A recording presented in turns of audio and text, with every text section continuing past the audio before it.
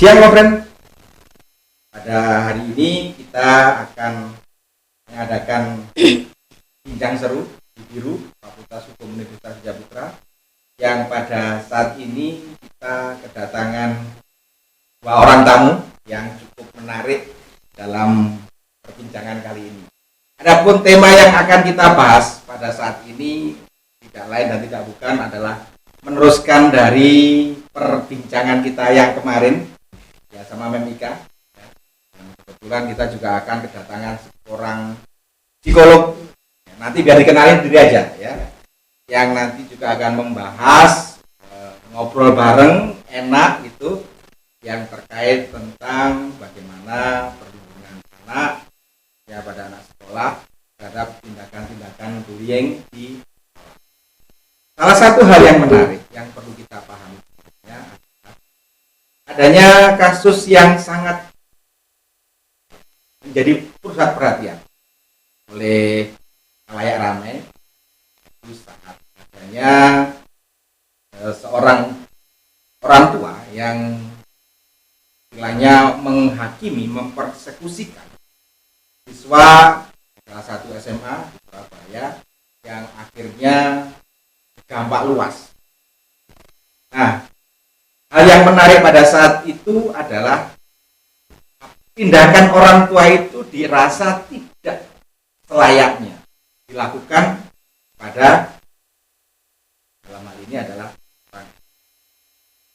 anak. Memang salah satu hal yang perlu kita jaga, karunia yang dititipkan Tuhan kepada kita yang perlu mendapatkan perlindungan. Nah, kira-kira bahwa waktu ke depan kita akan membahas lebih dalam tentang bagaimana perlindungan anak dalam sekolah terkait dengan bullying, kekerasan yang ada dua tamu kita yang sekarang hadir ya. Terima kasih saya sampaikan kepada Memika. Apalagi Mem, kita ketemu lagi ya. Kemarin sudah ketemu, kita ketemu lagi. Kita memang dipertemukan beberapa kali. Jodoh yang ngalah, ya, jodoh bahaya ini ya. Dan yang kedua kita kedatangan psikolog ya. Bu. Beliau adalah psikolog, namanya susah, tapi biasanya dipanggil Bu Terry ya. Nanti biar kenalkan gitu ya Bu ya. Nah, dalam hal ini saya mulai dulu sama Memika. Mem, kita kemarin sudah bahas nih tentang bagaimana perlindungan seorang guru terhadap mendidik anak ya, untuk menjadi lebih baik, menjadi lebih bermartabat, beradab dan segala macam. Tapi pada satu sisi lain, anak juga harus mendapatkan perlindungan, ya kan? Namanya anak, ya kan? Anak itu terkadang, ya, kita tahulah karakter perilaku dan perilaku anak yang kata-kata kasus yang ada oleh Bapak IS terhadap siswa di salah satu SMA di Surabaya yang menyuruh untuk menggonggong dan segala macam, menerikan suara binatang itu. Memika melihatnya dari sisi pendidikan, terutama dari sisi guru. Iya, kalau kita lihat videonya yang viral itu, sangat apa ya, nggak manusiawi mungkin ya. Anak disuruh berlutut gonggong, terus bapaknya yang merasa tadi dibully tadi kan ini dengan amarahnya yang luar biasa. Sepertinya seorang sosok orang tua yang protektif ya kalau kita melihatnya ya. Tapi yang paling miris kan orang-orang yang saat itu hadir saat kejadian itu terjadi, semuanya hanya diem, bystander semuanya. Bystander itu hanya berdiri tanpa melihat, tanpa ada usaha untuk mencegah agar tidak lebih buruk lagi atau bagaimana. Tapi kita yang punya rasional yang lebih ya, kalau kan netizen kan macam-macam, ada yang emosional, ada yang rasional. Mungkin kita yang rasional mungkin harus melihatnya itu lebih holistik, lebih keseluruhan. Oh, mungkin ini sosok orang tua yang memang berusaha untuk protek anaknya. Dan mungkin dari sisi keluarga, dia mungkin punya background branding keluarga yang intinya nggak sembarangan. Mungkin terlihat dari pencapaian dari orang tuanya kan, katanya kan punya orang yang mumpuni lah, backingan dan segala macam, whatever itu ya kita ya. tahu. Nah, ya gitu. Terus mungkin dia berusaha untuk melindungi si anak, tapi kita juga melihat si anaknya juga, ini anak lebay banget sih. Mungkin ada yang seperti itu ya, netizen ya. Diolokin gitu aja langsung seperti ini ya. Kami yang pendidik ini, saya sendiri pribadi punya istilahnya apa ya? Ini tanda bahwa strawberry generation itu ada gitu. Apa itu strawberry generation? Strawberry generation yang yang ditumbuhkan atau yang dibentuk oleh strawberry parents gitu, itu kan lagi sering diomongkan ya untuk generasi sekarang. Nah, itu yang ada di benak saya pribadi, dan saya yakin orang-orang yang paham apa itu generasi sekarang yang lebih mengarah ke sebutan generation strawberry ini, di sini gitu loh. Seperti itu. Nah, ini kan masalah tentang bullying ya. Persekusi atau bullying atau apapun. Ini kan bisa dilatar belakangi bermacam-macam nih. Kan? Nah, Bu Steri, saya kok bilang Bu Steri kayaknya enggak. Bu itu sudah tua. Boleh, Mbak Steri. Nah, ini kalau melihat apa sih yang menyebabkan anak itu dibully? Apa yang menyebabkan anak itu merasa dipersekusi? Terus kemudian apalagi anak tersebut melakukan tindakan yang kekerasan kepada temannya gitu. Kira-kira menurut Bu Steri dari sisi psikologi, ya, psikolog lah. Sudut pandang psikologi. Kayak tadi Bu Monika mengatakan bahwa ini sosialisasi. Tapi kalau menurut Bu Steri dari sisi psikologinya atau dari pandangan psikologi itu seperti apa? Frustrasi.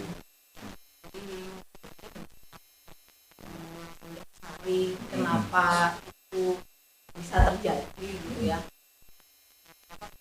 Kok ada bully gitu ya di dunia pendidikan ya? Kalau yang sekarang lagi marak ini, mungkin yang pertama itu dari lingkungan.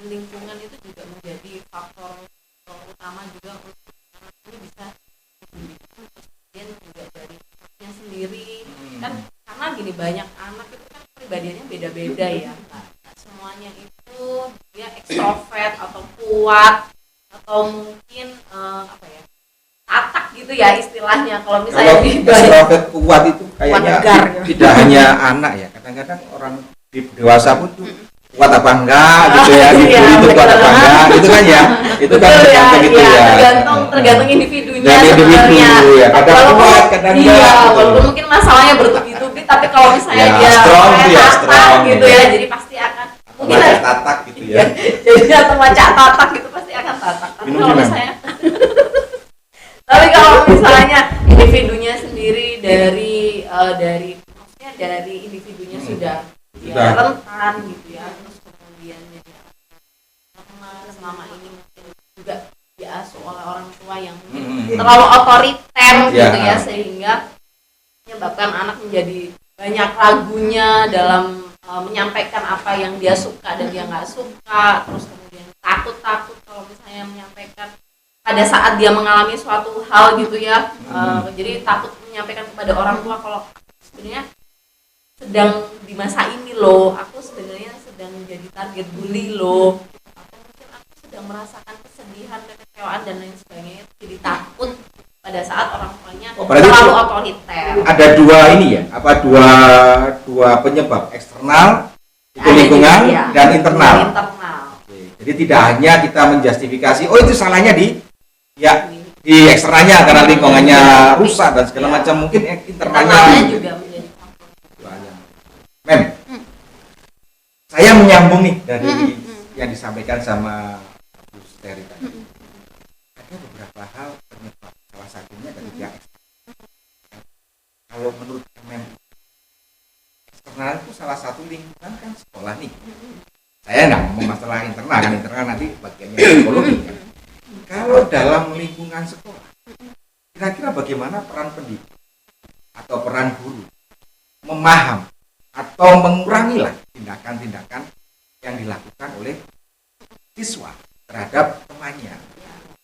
Nah, kira-kira gimana? Ya, tentu saja guru itu di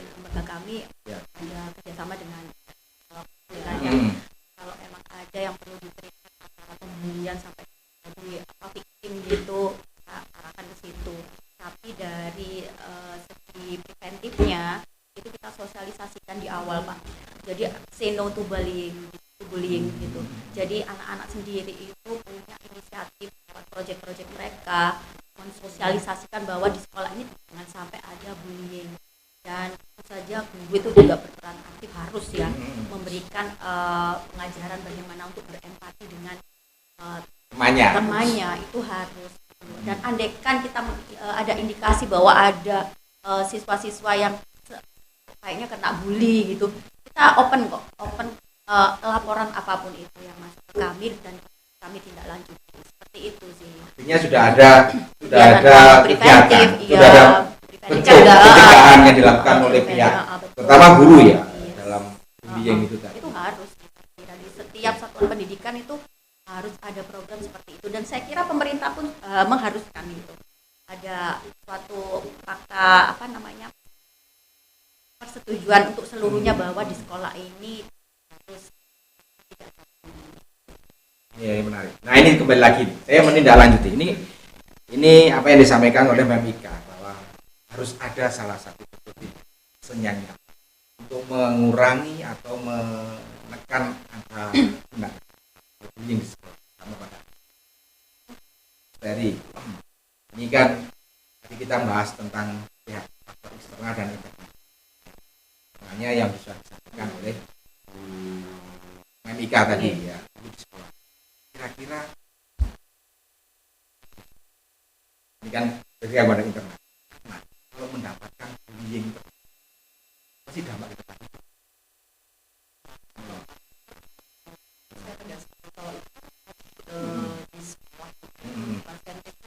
Ya.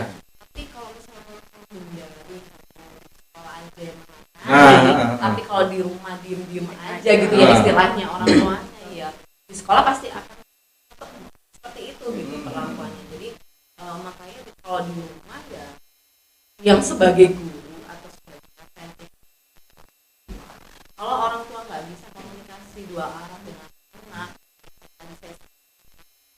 anak berhak untuk menyampaikan apa yang dia suka, apa yang dia nggak suka, apa yang dia alami, mungkin kejahatan yang sedang dia alami, orang tuanya tidak aware gitu ya, tidak terbuka, maka ya anak akan menjadi menyimpan itu, kemudian dia akan berulah di sekolah lagi. Jadi itu kan seperti apa ya, kayak rantai ya Mem ya. Jadi kalau misalnya gitu ya, rantainya itu akan berputar terus. Jadi kalau misalnya tidak diselesaikan secepatnya, maka itu akan terjadi. Peran dari orang tua juga penting juga. Sangat penting kalau ya. Karena lingkungan awal kan. Iya, karena rumah pun itu sekolah loh. Ya. Jadi ya. Ini dari sisi psikolog loh ya. Jadi jangan salah kan gini. Kadang ada orang yang bilang kalau misalnya ya udah kalau udah dititipin di sekolah ya gurunya aja yang ngajarin. Tapi jangan lupa kita di rumah sebagai orang tua itu juga berperan sebagai guru gitu. Karena gini, guru itu di sekolah tidak mengajarkan hal-hal yang seperti kayak nilai-nilai gitu ya, value-value yang ada. Ya, yang ada yang karena setiap rumah pasti punya value-nya masing-masing. Ya mungkin sama orang yang lebih tua ngomongnya harus sopan gitu ya. Terus kok kita zaman dulu itu kan kalau misalnya lewat di depannya Amit orang, gitu ya. Iya, di depan orang. Malah teman saya gitu. ini juga ini yang dulu siapa? Kaidar itu ya. Itu juga di rumahnya itu pakai bahasa Inggris. Itu termasuk value juga ya. Jadi saya bicara pakai bahasa Inggris gitu ya. Value juga. Itu gimana itu? Wah, hebat banget. Semoga agak konslet aja berarti ya.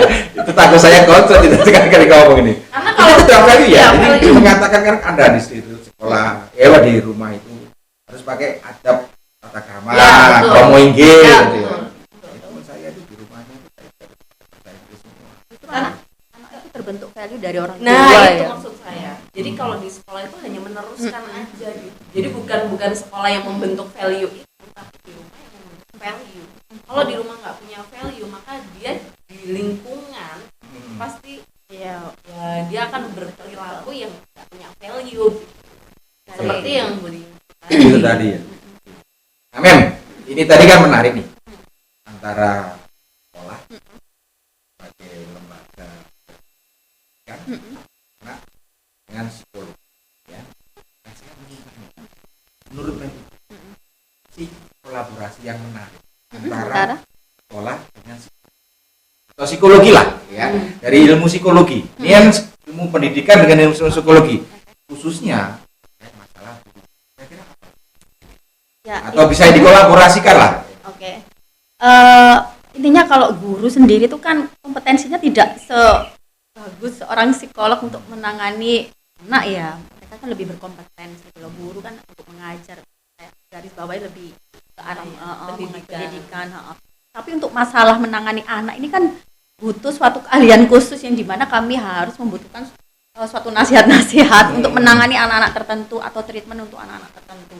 Nah, kolaborasi antara sekolah dan psikolog ya itu harus Pak, karena sekolah ini tempat satuan pendidikan dilaksanakan di situ. Salah satu unsur utamanya adalah siswa kan anak-anak. Makanya kita butuh psikolog di situ, saya kira harus. Dan ya beruntunglah kalau kami ada kolaborasi dengan psikolog, karena anytime itu kalau kita ada kasus apa yang kami tidak punya jawabannya, kami harus bertanya ke siapa ini, ranah yang bagaimana yang kami harus bisa tanya ini ya ke siapa gitu ya, kami lari ke jadi harus kolaborasi itu harus ada. Masalah value itu tadi kami hanya melanjutkan, tetap orang tua yang mengawali. Nah, seperti itu. Nah, ini tadi saling gayung bersambut ini. Kalau dari psikologi, gimana kolaborasi yang menarik atau yang dibutuhkan dengan sekolah untuk ya minimal mengurangi lah perbuatan kekerasan atau bullying terhadap. Kayaknya sama itu kita udah kolaborasi ya. Mungkin sama geria psikologi gitu ya, lebih tepatnya ya. Jadi sama ini kalau ada siswa yang mungkin membutuhkan bantuan secara psikologis gitu ya, yang mungkin sudah tidak bisa ditangani oleh apa perlu nggak ada mata pelajaran namanya psikologi untuk anak gitu di sekolah? Mungkin bukan psikologi ya, tapi ada sosialisasi tentang psikoedukasi seperti itu. Tapi alhamdulillahnya ini sekarang tugas-tugas mahasiswa itu sudah mulai mengarah ke situ. Jadi kayak misalnya mungkin mata kuliah saya psikologi eksperimen gitu ya, saya tugasi untuk untuk memberikan psikoedukasi yang memang topik masalahnya itu yang disesuaikan dengan kasus yang ada di sekolah. Kayaknya kemarin tuh kita bahas tentang early dating ya Mem ya, yang hari Jumat besok mau berarti besok harus diganti itu. Oh iya, ada juga sudah ada di SMA juga, di SMP, tapi mungkin memang kayaknya nggak terekspos ya. Jadi mungkin lain kali harus diekspos. Apa tindakan bullying itu sekarang masih ada kan? Masih, pastinya masih. Cuman tergantung apakah ini sampai ada di yang kita pantau itu tertangkap atau tidak. Tapi kadang yang dibully pun nggak ngerasa kalau dibully gitu loh.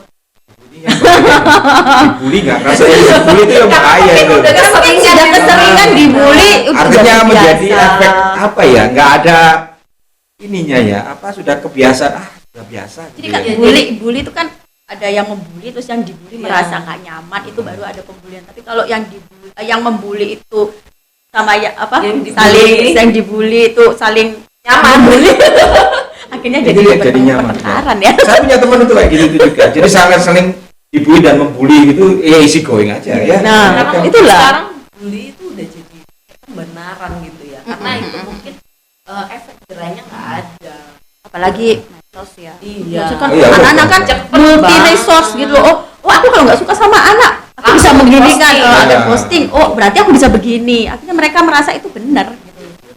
Jadi bully itu akhirnya nggak hanya sekedar kita menyakiti orang dengan olok-olok atau verbal gitu ya, enggak, lebih melebar lagi. Dihukumin nanti. Betul. Jadi langsung iya benar. Hukum bisa juga psikoedukasi secara undang-undangnya ada sudah kemarin kita bahas ya, jadi kita bahas tentang perlindungan anak, terutama terkait masalah siswa, mulai dari undang-undang itu sudah ada sebenarnya memang bahwasanya anak itu harus mendapatkan perlindungan di dalam ataupun di luar. Itu jelas ya kan, walaupun oleh pihak sekolah ataupun pihak di luar sekolah, termasuk orang tua dan stakeholder lainnya. Nah, ini yang kadang-kadang tidak dipahami oleh sebagian orang. Nah, makanya kadang-kadang itu perlu mengundang psikolog, mengundang ahli daripada pendidikan ini yang supaya paham bahwasanya begini loh alurnya itu seperti itu. Nah, bisa menyalahkan satu sama lain karena semuanya harus membuat satu bentuk kesepakatan untuk dilihat secara keseluruhan ya, Pak, ya. Holistiknya tadi harus dapat gitu. Oke, nah Mem,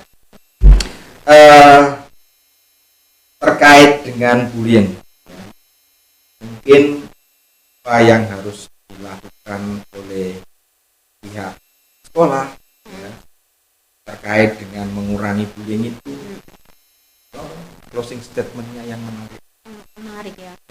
Kami sekolah itu selalu berusaha untuk preventif, bahkan kuratif, ada dengan kolaborasi dengan psikolog, itu selalu usaha seperti itu. Tinggal kita butuh peran serta orang tua lah.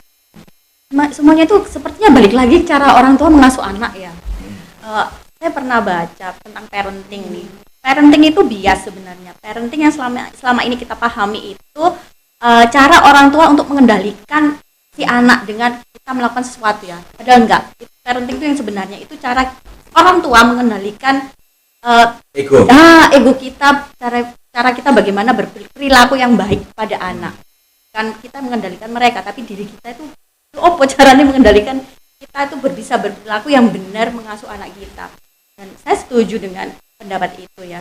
Dan mungkin kalau orang zaman dulu ya, ini kan gara-gara kan generasi dulu itu mau mengasuh anaknya tuh keras, terus akhirnya anaknya yang selanjutnya jadinya aku nggak mau anakku susah seperti aku. Tapi lama-lama mereka tambah lemah gitu loh. Akhirnya terjadi yang strawberry tadi. Akhirnya anak-anak sekarang itu nggak ada kekuatan yang greget yang lebih kuat seperti generasi yang sebelumnya kan. Kita dulu kan masih kenal bagaimana ke kebun, ke sawah ya. Mereka kan nggak tahu ya ke kebun, ke sawah. Sudah jadi rumah. Taunya ke kasur sama main game gitu kan. Jadi toughnya generasi sekarang itu gara-gara orang tua sih sebenarnya. Seperti itu. Jadi ke depan ya harapan kita sekolah tolong orang tua itu please understand lah. Parenting itu yang bagaimana gitu. Jangan parenting itu cara mereka mengendalikan anak, tidak. Kendalikan diri Anda bagaimana cara untuk mengasuh anak dengan baik. Seperti itu. Dan kami sekolah itu anytime lah pasti mau kalau kita berkolaborasi, kalau umpamanya parent ada masalah apa terkait anak. Miris loh kalau kita lihat kasus-kasus yang ada di sekolah itu hanya karena mereka kurang diperhatiin orang tua, katanya gitu. Yang bully atau jadi korban bully tapi nggak bisa apa-apa, jadi pihak yang lemah gitu. Nah ini tadi dari sisi sekolah. Saya kira dari sisi psikologi ya, dari sudut pandang psikolog, dari kira-kira yang memberikan closing statement terkait bullying di sekolah. Jadi bullying tadi disampaikan ada faktor internal, apalagi kasus bully sekarang itu sangat tinggi ya. Mungkin catatannya itu mungkin nggak terekod sampai bulan-bulan, tapi ada terlihat gitu. Nah, jadi kalau menurut saya untuk meminimalisir atau mengurangi angka bullying ya kita, kalau saya dari sisi saya sebagai mungkin psikolog atau bisa menyampaikan kepada orang tua bahwa ayo komunikasilah dua arah pada anak biar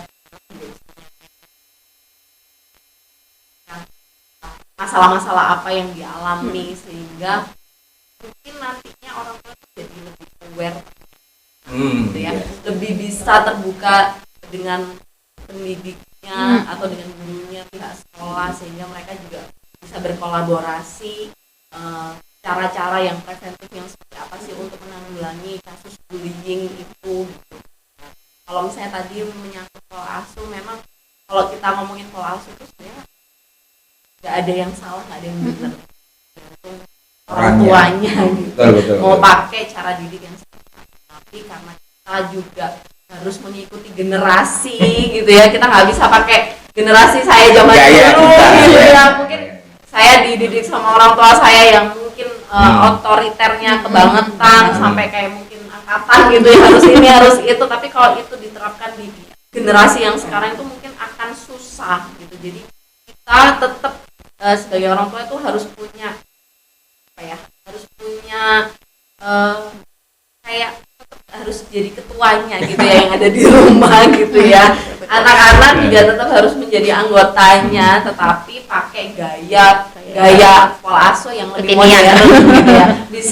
Bisa memodifikasi mungkin yang otoriternya di saat apa, kemudian yang demokratisnya di saat apa, sehingga anak menjadi lebih nyaman juga. Tetapi juga orang tua juga jangan mau di apa ya, di apa ya, maksudnya kita itu kan harus punya kayak power ya. Nah, harus punya power. Jadi jangan sampai power itu menjadi lemah karena kita ingin anak itu jadi lebih baik, tidak merasakan siksa. Itu ya. Karena kalau gitu caranya nanti anak ya pastinya akan lemah gitu. Menghadapi cobaan itu nggak tatak kayak kita gitu. Kan tadi kenal sawah sama kebun. Iya betul. Kalau udah ngebon gitu ya, jadi kalau misalnya kena panas, kena itu ya kita akan lebih tough gitu. Kalau keseringan ke kebun nanti kulitnya hitam. Oh gitu. Teman saya itu ya itu siapa namanya kayak itu kulitnya hitam ya, itu keseringan ke sawah. Biasanya panjat pinang, ambil semangka di atas, ekstrim ya olahraga. semangka di atas pohon kelapa gitu ya. Itu. Oke, friend, ini perbincangan ini sebenarnya kalau diteruskan nggak akan kelar-kelar. Satu hari satu malam pun juga nggak akan kelar-kelar ini ya. Tapi bagaimanapun apa yang yang disampaikan oleh dua narasumber yang cukup berkali-kali ini, setidaknya memberikan kita memberikan kaitan terhadap bullying itu kepada anak sekolah di luar lingkungan sekolah. Itu tidak hanya terjadi antara siswa dengan siswa saja, tapi juga siswa dengan beberapa orang yang lain yang mungkin tidak ada di ini yang harus kita lindungi, ini yang harus kita berikan perhatian supaya anak itu menjadi lebih supaya anak itu tetap menjadi anak yang berbakti tanpa ada kurang satu. Terima kasih atas perhatiannya. Kita ketemu lagi dalam Biru Bincang Seru Fakultas Hukum Universitas Sriwijaya. Mem, terima kasih. Oh iya. Terima kasih. Ya. Sampai ketemu lagi ya. Have a nice day. Nice to meet you. Good.